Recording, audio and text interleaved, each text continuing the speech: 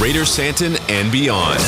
Get ready for the SANDTON Times Hour with your host, Alexander. Ladies and gentlemen, everyone in between and beyond, this is the SANDTON Times Hour on Mix 93.8 and is always available on all good podcast platforms. I'm Alexander Leibner and this is edition 117 and it's week 23 of 2023. And we're well into June, almost halfway through the year. I'm excited to be with you again this week, and if you'd like to send through your questions, your comments, or your feedback, you can do so visiting email. If you've got an email, editor@sandtontimes.co.za. You can also visit social media @SANDTON Times, or you can visit the website www.sandtontimes.co.za. And if you're listening live on Mix 93.8 and not on the podcast, the WhatsApp line is open on 0848 220938, 0848 220938. A special welcome to everyone listening in Gauteng, across South Africa, or wherever else you find yourself in the world, online or on air. I'm happy to report that all is well in Sandton land.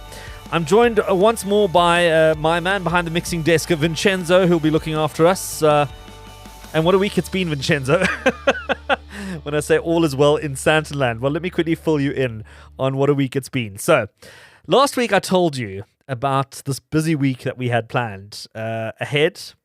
And it all was very interesting. Some great content I was going to share with you this week based on all the stuff we were going to do.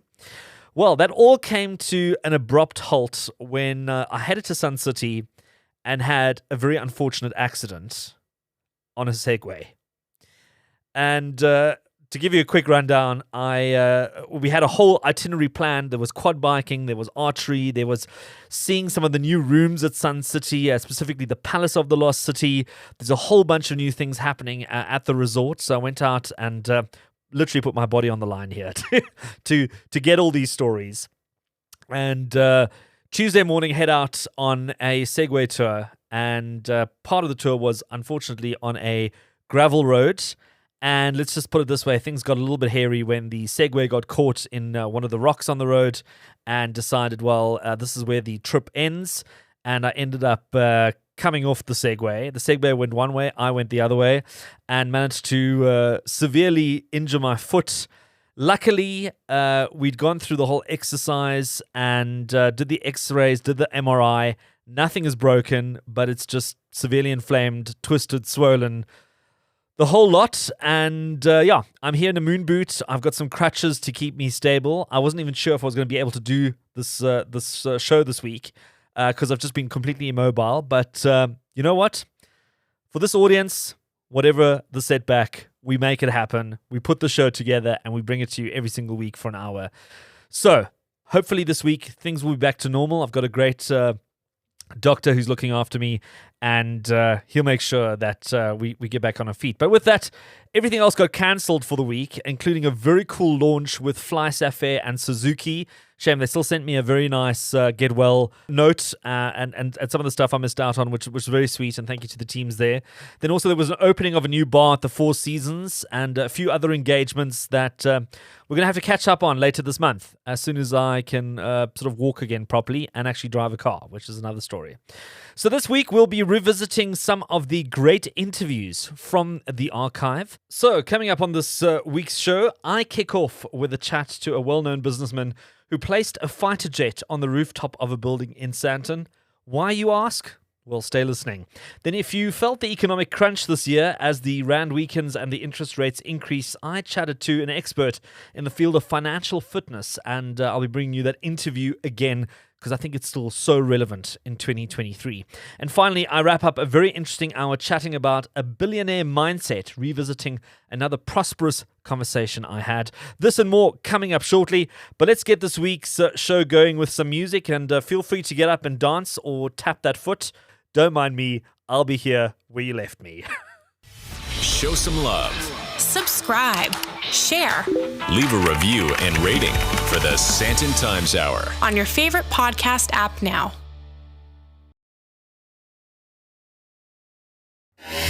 The latest news, the biggest names, the best destinations, the hottest entertainment.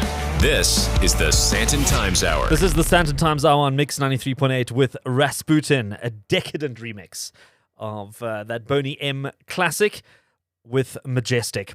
Taking us into the next hour, but it's first time for some headlines for the week.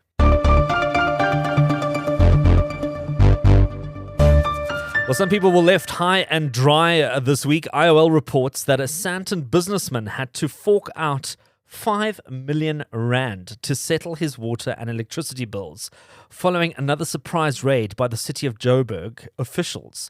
This was the city disconnecting water supplies to 8 properties across both regions this past week, which collectively owed the city around 80.7 million on unpaid municipal services. The city's Buya Mteto operation, which compromises of credit management section, City Power, Joburg Water and JMPD, descended on the richest square mile in Africa, Sandton, and cut off water supply to about 4 business properties, which owe the city a combined debt of about 43 million rand. Vincenzo, can you imagine whipping out 5 million rand at the drop of a hat to pay for bills? Well, there you have it. Then the Ford Ranger won the 2023 South Africa Car of the Year for the first time in 37 years of the history of this award, the South African Car of the Year. A leisure double cab 4x4 Bakkie was crowned South Africa's Car of the Year, the Ford Ranger. Can you handle it? I mean, like, how popular is a Bakkie in South Africa? And this is the first time there's one that's actually won a competition. Well, this year's South African Car of the Year competition was particularly exciting, with 21 finalists carefully selected from an impressive pool of 55 qualifying vehicles representing various fiercely contested categories. And what were the categories? Who were the winners? Well, let's have a quick look. Compact family category winner was Bike Beijing X55, also one of the new Chinese brands. I've seen it on the road. Looks quite nice. Mid-size category Kia Sportage. And then also premium category was the Kia Sorento. So 2 wins there for Kia.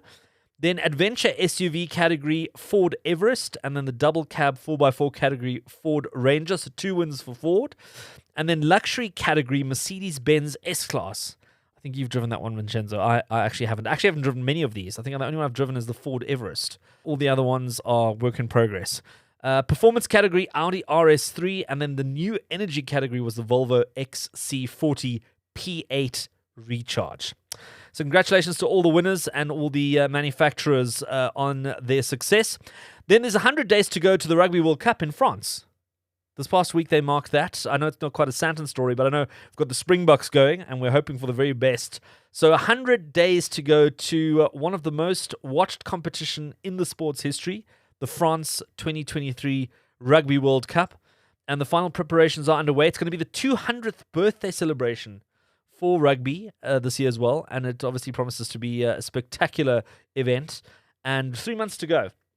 They've delivered the Webb Ellis Cup. It has been transferred. I see Tendai the Beast. He has delivered the trophy on behalf of South Africa to France, so that's in their hands now.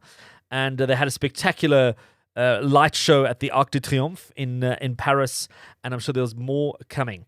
Let's leave the headlines there for this week. If you've ever driven up Sandton Drive and noticed a military jet parked on top of a building, I dive into the archives and bring you an interview I did with Zunaid Motti, sharing all the details and background of this feature on Sandton Skyline, right after the break.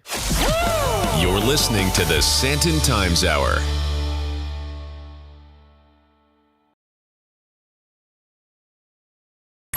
The best of talk and music in 1 hour. This is the SANTON Times Hour. This is the SANTON Times Hour on Mix 93.8 and available on all good podcast platforms. Now, one of the most watched interviews on the SANTON Times YouTube channel revolves around an aviation story. And it's a Dassault Mirage 3 on top of a building on Sandton Drive, owned by the then chairman of the Motti Group, Zunaid Motti. In episode 41, back in 2021, I chatted to Zunaid about this interesting feature that now adds to Sandton's very dynamic skyline. I started our conversation by asking him how the Dassault Mirage 3 got on top of a building on Sandton Drive. Well, it's phenomenal. I mean, it's very exciting. I'm very much into aviation and aircrafts and so on. As you quite correctly pointed out, the skyline is beautiful, but it's just become a little bit monotonous. And when you get past our building or drive past our building or even walk past, it must captivate you and sort of grab you. And I hope it's not going to cause a lot of accidents on Sandton Drive, because the other day I was driving and a few guys were just braking, and I was like, normally I would hoot, but now I just said, fine, take a nice breath and have a look at it. It's fantastic. It's very exciting. Well, glad to hear that you're an aviation enthusiast, because I also have a little bit of a thing for planes. So let's get into this Mirage 3. Where did you find this Mirage 3 to start with? Well, the Mirage 3 was, I think, acquired by us from two companies. It took a little bit of time for us to be able to do that. Lots of compliance involved with acquiring the aircraft. You know, it's a military piece of equipment. It needed to be decommissioned. All the engine bits and needed to be removed, as well as I think it's an emergency evacuation for the pilot. That was quite interesting. When I was acquiring it, they said, do you want us to remove the emergency evacuation equipment for the pilot? I said, yeah, sure. I mean, I wouldn't want to be in there and have to press the wrong button and be flying all over Sandton, you know. So that took a lot of time. We acquired it with the authority of the government and the respective institutions in the government that require us to get permits and so on. It was very exciting because they were about to decommission these aircrafts, and they're beautiful. I mean, you can't imagine an aircraft so beautiful from the 1960s. Not much has changed. I mean, obviously technology has changed, but the aircraft looks phenomenal. I couldn't believe it was a 60s model aircraft, and it just looks very sexy and would look great in the skyline, and particularly on our new building, you know. Well, I mean, it stands out. I mean, you there's no doubt. I mean, as you drive up that road, I mean, it's not something you would expect to see in Sandton. Do you have a little bit of service history of this plane? Do they come with sort of a bit of a logbook to tell you where it's been, what it's done? Yeah, we're acquiring the balance of the information for it. And funny enough, I wanted to manufacture or produce a book about the aircraft's history and where it's been, etc. But I don't want to create difficulty around its history. You know, these aircrafts were used obviously in combat and so on. I don't want to get involved into much history there. I do think that the aircraft wasn't used a hell of a lot. However, it was maintained in South Africa, from what I understand. When we put the aircraft together, it took a lot of time and a lot of expertise from older gentlemen from the South African old ex-National Defence Force. The guys spent so much quality time on it, and I must tell you, it wasn't a lot of money for the re-establishment of the aircraft. It's just the gentlemen that worked on it, you know, from a past era, but very enthusiastic, right till the last bit when they put it onto the roof. Every little detail had to be right. It was just a very nice opportunity for us to get involved with those type of gentlemen, you know.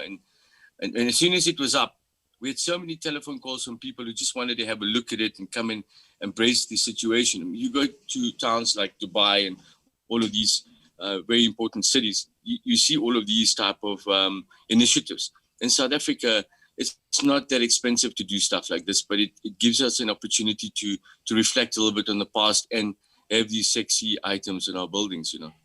Tell us a little bit more about installing this plane on top of a building. I mean, I know what it's like trying to get your geyser replaced, but I mean, to have an entire plane, you know, planted on top of a building, and it has to also be positioned correctly. I mean, you can't just put it on top. It has to have a proper look. What was involved in that? Well, I can tell you that there was a gentleman that works for me called Michael Langwa. Fantastic guy, but he's lost all his hair and grown a beard in the process because, you know, he in order to close that road down, it was such a big formality to bring those cranes in. And then we had to bring this aircraft in pieces. Literally, you first put it together. It looks fantastic. And I say, let's move it. And they go, yes, let's break it up again. And let's take it where you're going to move it. And in addition to that, on the top of the building, such a lot of engineering had to go into it because it's quite a heavy aircraft. Thank God we didn't have to, and thank God we removed the engine of the aircraft because that was, believe it or not, a few tons. So we're up to about 7 or 8 tons that we needed to lift up onto the building, relieving behind maybe about 8 or 9 tons. And originally when we were putting it on the building, the engineers said to me, it's not a problem. When they learned that it was 15 or 16 tons complete, they said, hey, we need to back off from this particular initiative. And I said, no, let's remove the engines. I said, fine, let's remove all the other hard components in the aircraft and moving components. So we did so. And it was a mission, I won't lie to you, but thank God there was no how can I say, accidents, or there was no anybody got injured or anything like that. We were in a position where I think we successfully done it. It took a lot of money, a lot of time. Getting those cranes, the gentleman who gave us those cranes and hired them to us, just phenomenal. But I'm very happy with the end product, and I'm sure I don't know if you've seen it yourself. You said you have. It is quite striking. We're going to obviously give it a nice polish. It needs a bit of a polish because it is about a little older than me, which is quite old now. And we're going to need to do some work on the outside, which we'll do, and we'll give it a bit of treatment. And in another 4 weeks, you'll see something else on the roof there.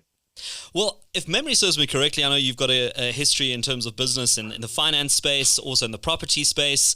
Now, seeing this plane on top of this building, I mean, the first thing you think, there's a museum opening or there's something to do with aircraft or aircraft furniture. What exactly are you going to be putting into the actual building? Well, in the building, with this COVID that's come along, I wasn't prepared to complete that building this year or next year, but with COVID that came along, gave us an opportunity to rethink what we want to do on that site. And we implemented it because a lot of people, now that this COVID has affected our lives, don't go to work. My staff stay at home. It's been a year almost that people are coming and going into their buildings. No one's working together as a team anymore. We're on computer and we're on this type of things that we're discussing on now. There's not a human interface anymore, and you cannot do much. And I really strongly believe that we still need to be in front of each other, feeling each other, connecting with each other, and so on. And I did this development because I do want our customers, and more particularly my staff and our business partners, to be in a hub where it's exciting. We can still do deals. We can see good-looking cars, some expensive watches, art, the plane, some lunch. I want all of that back. I'm missing my life somewhat, I sit at home and my wife's a fantastic lady, but geez, I've spent so much time with her now. I really want to go to work, and I want to sort of do stuff like I used to a year ago. So this is the first step for us, and I hope other companies are going to invest into activities within their business and office environment, so that those ivory towers in Sandton can now become something that they use, and people can go and have lunch and take their children. I want all of that back. That's the reason I decided to speed this process up and get this initiative going. And I hope by the third quarter of this year, we'll be having lunch and add a little bit of a dimension to it. So this lifestyle emporium that you've set up now, is this open to the public? Is it just is it like your private office space? How does that work? Yeah, it's more of a private office space. It's a little bit large. It's people say to me, Zanet, why would you spend so much money in doing this type of, as you say, emporium? And the reason is because when you come to see me, I want it to be an experience. I want it to be something special. I want you to come and look at a Bugatti in front of my office. I want you to be able to go to different offices at different levels, have meetings, and have a sense of adventure. So the rationale behind it is the vehicles go to all floors, believe it or not. In the facility, we have got a lift that when you're having lunch on top and somebody wants to have a look and possibly even purchase, let's say a Pagani, we can send it from the basement all the way up while you're having lunch, and you can have a look at it, and it can be in front of you, or you can get it right in an office. It's a bit extreme. I do understand that, but I mean, that's who I am. I like doing things off the wall. Excuse the pun there. And the issue was we wanted something different for the people that we invested with and that invest with us. Yes, on the finance side, we're going to come up with a fantastic new product. As you know, I was the developer of a product called FutureFin many years ago. I think you were probably at grade school or high school from what I can see right now. Thank you. It's all the cream, the anti-aging cream that's serving me well. And it was fantastic, and I've come up with something new. I'm going to launch it in the third quarter of this year with the show, with the Emporium and with the offering in the Emporium, so that when you come in, the idea behind coming to the Emporium is to come and look at a vehicle and not necessarily want to buy it, but just have a look and experience it. But if you do, we want to tailor make the finance for you. And lastly, you asked, what is what's going to be in the Emporium? I mean, it's going to be lots of art. I love art. Lots of different types of paintings, lots of expensive paintings, some expensive watches, definitely motor vehicles. You can hire aircrafts in there. You can maybe even purchase aircrafts and helicopters in there. We are in the aviation business as well, not of buying and selling aircrafts, but obviously renting aircrafts and so on. So you could come in there, have a bit of lunch with us as a business partner, buy something from us, or just come and have the experience. There's a school next door as an example. When we were putting the plane up, these beautiful children came along because they were so excited. It's unbelievable. I thought I was the only kid, age 40 something, but I mean, I was surrounded by lovely 8 and 7 year olds, and they were so happy. And it's so innovative because the facility is also going to be home to a new concept, which I'm bringing back into South Africa, the concept of listening to the youth. And the listening to the youth concept is listening to young entrepreneurs. All CEOs in this country have become little gods in their listed company environments. And because they have big balance sheets, you can't get a hold of them. So if you want to speak to someone important in a listed company, you got to go through I don't know how many people. And then you get a meeting in 2025, and you've obviously already 25 years or 26 years old. I want to give the young youth an opportunity to be able to come to the facility by appointment and tell me about what their ideas are and what their novel concepts are, what new technologies they have, and listen to it and possibly invest in it with partners. And we're going to put up a website that allows these young people to give us new ideas and innovative ideas so that we can harvest and develop young Black entrepreneurs, and not only Black entrepreneurs, but all entrepreneurs. I think that South Africa has a huge amount of talent. I just think that us, and I want to call myself old, but older guys, we just need to take a seat and listen sometimes and give them the opportunity to share with us their views and their innovation. They're a different generation. Man, I don't even understand my children nowadays. So I'm eager to work with young people. I'm not as sharp as I was 20 years ago, but experience hopefully is a little bit better than always being just sharp. And I want to work with young people and understand them. Recently, I've done a couple of deals with some very young people, and it's going to make a lot of money. And I was so happy about it. So the facility is also representing the aircraft. For me, is representing innovation, speed, and accuracy, and a bit of old school. I'm still a bit old school. That was Sinead Motti talking about the Dassault Mirage 3 parked on top of a building on the Sandton Drive in Sandton. It's the bottom of the hour. Time for a bit of music and more of the Sandton Times Hour right after this. Back for more? The Sandton Times Hour continues. You're listening to the Sandton Times Hour on Mix 93.8 with Becky Hill and another take on Heaven. Taking you into the second half of the Sandton Times Hour. My name is Alexander Leipner, and you know how this works if you listen regularly. If there's anything that sounded good during the show, but you didn't manage to get all the details, be sure to visit the show notes on www.sandtontimes.co.za for a detailed breakdown of everything discussed on this week's edition.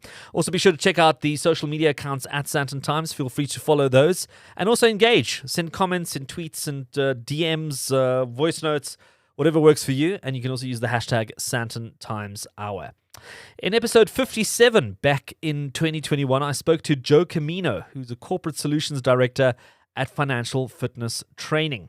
With the recent increase in interest rates, I thought it would be a great opportunity to revisit this interview, and I started our conversation by asking him what the state of South Africans' financial situation was like, and it sounds like not much has changed in 2023.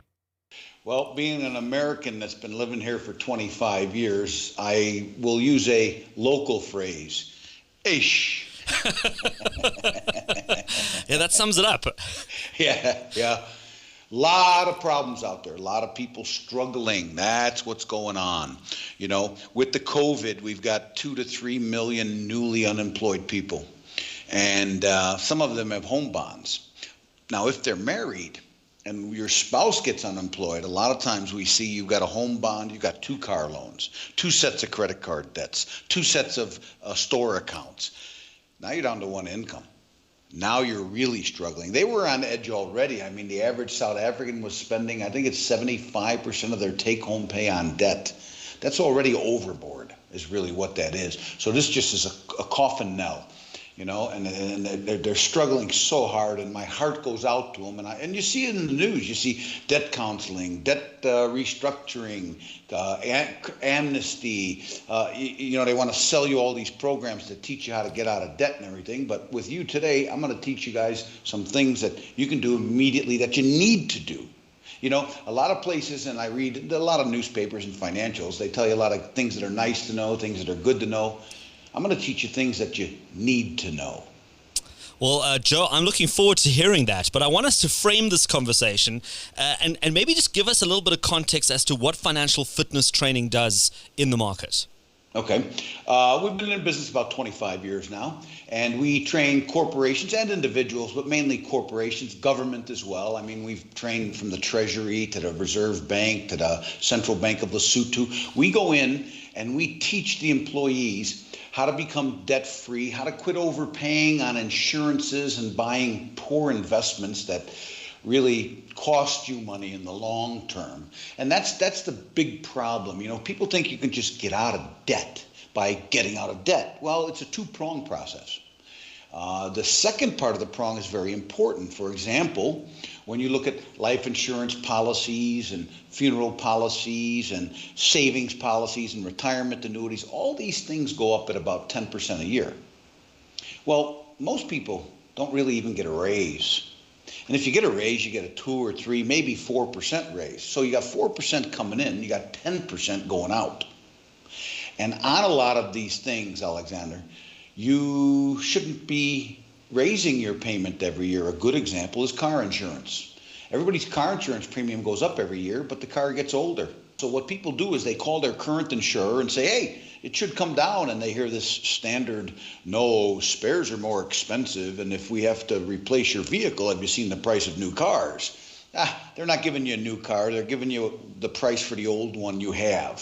So what I would recommend to all the listeners here today is get 3 different quotes. Do not tell them what you're paying. That's the key. Do not tell them what you're paying. Then take the lowest quote, call your current insurer back, tell them match it or you're thinking about switching. Because if you do not get in an accident, you're what's called a cash cow. You send them money every month. What do they really give you? Nothing. Do they want to lose a cash cow? Probably not. I saved a guy last week 700 Rand a month on his car insurance. We don't sell insurance, you know.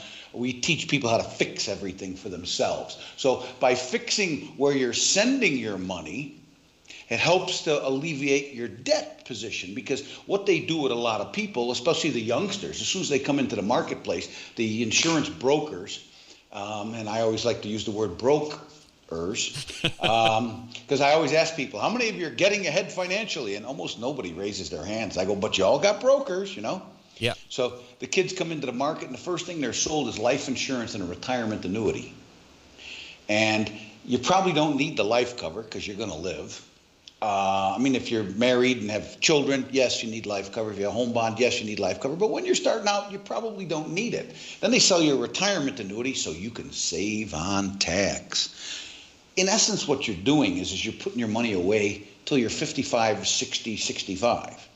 In the meantime, you've got marriage maybe coming up, children coming up, house bond payments, car payments, education payments, and you're putting your money away till you're 55, 60, 65. It's good to have a retirement program, but with most companies, they offer a retirement program, and a lot of them match you. So if you put in 1,000 Rand, they put in 1,000 Rand. That's awesome. That's 100% interest per month, just on the match. Yeah.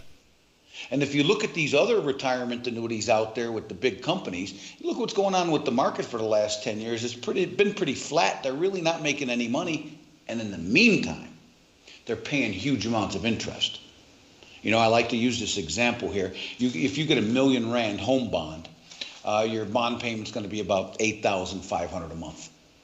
Well, the first 5 years is almost all interest. So when you're trying to pay off this home bond, somebody comes and sells you some sort of a savings program, some sort of an investment. You are paying 8,500 Rand a month in interest. How much are you making your first month, your first year, your first 5 years? You're not even making 8,500 in 5 years. But you're paying that to the bank every month. So in most cases, getting out of debt is your best investment. Yeah, because it's costing you so much. Yeah, absolutely. I mean, it's so interesting just to touch on what you said about the car insurance. I remember getting a phone call somewhere the middle of 2020 last year, and it was the insurance company saying, listen, you know, it's time for an increase, or we need to review your policy, or whatever it was.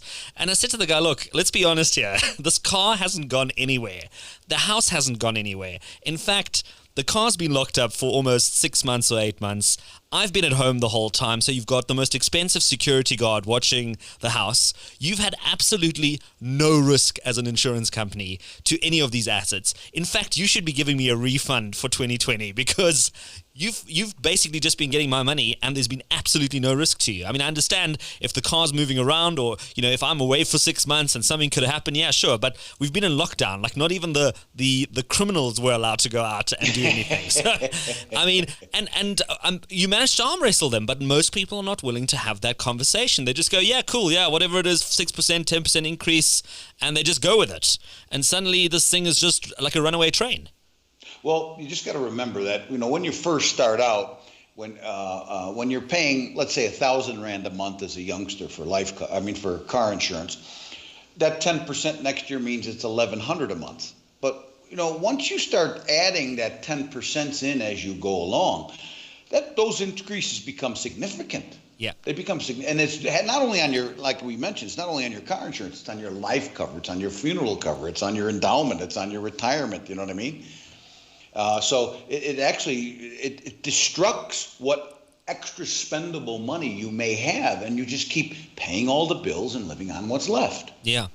So the key, and just one last thing I want to reiterate, get 3 different quotes. Do not tell them what you're paying. Take the lowest quote, call your current guy back and say, match it, or I'm going to switch. They'll put you on hold for 5 minutes and then come back with great news because you've educated yourself, you see. That was Joe Camino, Corporate Solutions Director at Financial Fitness Training back in 2021, talking about the state of South Africans' financial situation with some really good tips there.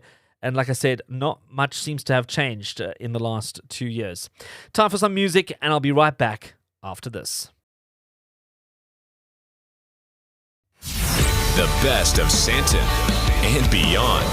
You're listening to the SANTON Times Hour. You are listening to the SANTON Times Hour on Mix 93.8 with Designer and Champagne by MBP. Now, businessman Daniel Strauss, husband to Dr. Rolene Strauss, released a new book of late called The Billionaire Career, which looks at the transition from employee to successful entrepreneur. And this reminded me of an interview I did with Daniel back in 2021 in episode 42, where we chatted about his first book called Billionaire Mindset. As the title says, it's actually more of a mindset book than a business book, but it does have a lot of business aspects to it as well. So it's about how do you get to think more like a billionaire? Because they say success is not to be pursued, it's to be attracted by the person you become. So you have to become that person first for the success to come to you. And mindset is such an important thing. I mean, we can't discount that at all because it really all starts with your belief. If you believe you can do it and you've got the right attitude, you can get there, right, Daniel? Yeah, definitely. So we talk about in the book about a new concept that I call thinking above the line. It is essentially thinking like a shareholder and a director as opposed to thinking like a manager and employee in a business. To shareholders and directors, everything is possible, but to the managers and the employees, only the budget is possible. It's such an interesting point you raise that. I mean, for many of us who have worked in corporate, it's amazing how once you start spending a lot of time with people who have founded the business, who have run the business, you start seeing how they start looking at things very differently to those who work in the business. And also just to clarify from the onset, is that a billionaire mindset isn't to marry a billionaire. Is that correct? This is about creating your own billions. Yeah, I think there's different ways, but it's definitely not about how to find a rich spouse. All right, brilliant. Well, Daniel, tell us about what brought you about to write a book. I mean, you're a busy guy. You're involved in so many big things in terms of finance, in terms of business. I mean, to find the time to write a book, it's quite a commitment. Yeah, so what I do is I work in the venture capital industry, and what I've found is that South African entrepreneurs in their way of thinking, and also certain funders' way of thinking, are between 20 and 30 years behind the rest of the world. We will have to change that way of thinking before we will be able to grow the economy. So it actually came out of a real need that I saw in the market for these entrepreneurs and for funders to start thinking differently about how to fund and how to grow companies. And how long has it taken you to write this book? I mean, it's quite a bit of knowledge that's had to go in here. I mean, I suppose some of it's been information that you've come across in your daily work. But what's the timelines been like on this book? To be honest, I started about 4 years ago. It was slow because I was quite busy. And then at some point, I just really started to focus. I wrote about 5 chapters, took it to the publisher, and they said, no, they don't like my style of writing, and they're not going to publish it. So that was a new process that started. So I got a writing consultant. I sat together with the guys for a very long time, and to be honest, I'm quite proud of the product now. Sure, that sounds like quite an exercise. You never think that you could get a writing consultant, but obviously they did their job. The book is looking fantastic. I mean, the cover looks great. I'd be interested to hear from you because, especially at this time, we've seen so many people who've either been retrenched, who've been forced out of their business because things have just fallen apart. And instead of going back into employment, a lot of people will say, look, you know what, let me become an entrepreneur. Let me try and do something for myself. What do you think is the biggest hurdle a lot of those entrepreneurs are facing? I mean, even before COVID, we've had a lot of entrepreneurs who faced very difficult hurdles that they've had to get over. Yeah, I think number one is the mindset of just realizing that it is actually possible. And then secondly, I think funding is a very big hurdle at the moment because you can't go to a bank to fund a business. They are just not made for funding businesses. Due to certain regulations that changed, you cannot go to the bank to fund your business. So they'll have to find different ways of looking for funding. And where does that funding come from? Because if we look at, venture capital around the world, I find that Europe, the US, is a little bit more, they're more willing to part with their money. I mean, still educated decisions, but they're more open to investing in new ideas than possibly a lot of South African businesses where it has to be almost like a 90%, 100% hit before they put their money on the table. Traditionally, there hasn't been a lot of capital in the South African venture capital market. I think at the moment, I'm in the industry every day, there's never, ever been this much capital available in the venture capital market. In those developed economies also, there is much more capital available. There's more patient funders available.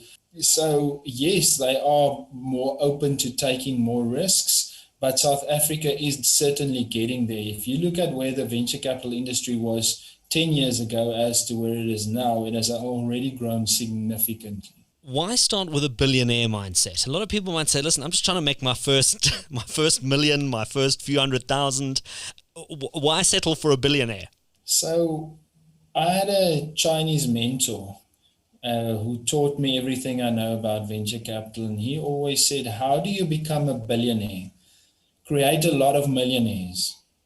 So that's where the mindset comes from. So it's actually, the book is all about how can we as entrepreneurs help each other and create a lot of millionaires. And if you create enough millionaires through the correct structures, you will become a billionaire. That's how it works. That was businessman Daniel Strauss talking about his first book, Billionaire Mindset. And do go check out his latest book, The Billionaire Career, which is now available online and in all good bookstores. I hope you enjoyed the last hour, and thank you to all of those sending through well wishes on the WhatsApp line. I really do appreciate it. And we managed to get through the hour with one leg or one foot, however you like it. And I look forward to being back on my foot or feet this coming week and going back to some sort of normality. That's it for another SANDTON Times Hour on Mix 93.8, and as always available on podcasts on Apple, Google, and Spotify. If you want to get in touch, you can email editor@sandtontimes.co.za or visit the social media accounts at SANDTON Times, or go onto the website sandtontimes.co.za. And feel free to send through your comments, your questions, your ideas, your suggestions. Anything that you think might be interesting for the hour, all is welcome. Vincenzo, thank you once again for all your help this week, and I promise no more Segway tours. I really do. And thank you to the SANDTON Times team, as well as everyone at Mix 93.8. And of course to you, thank you for listening, and let's connect again next week.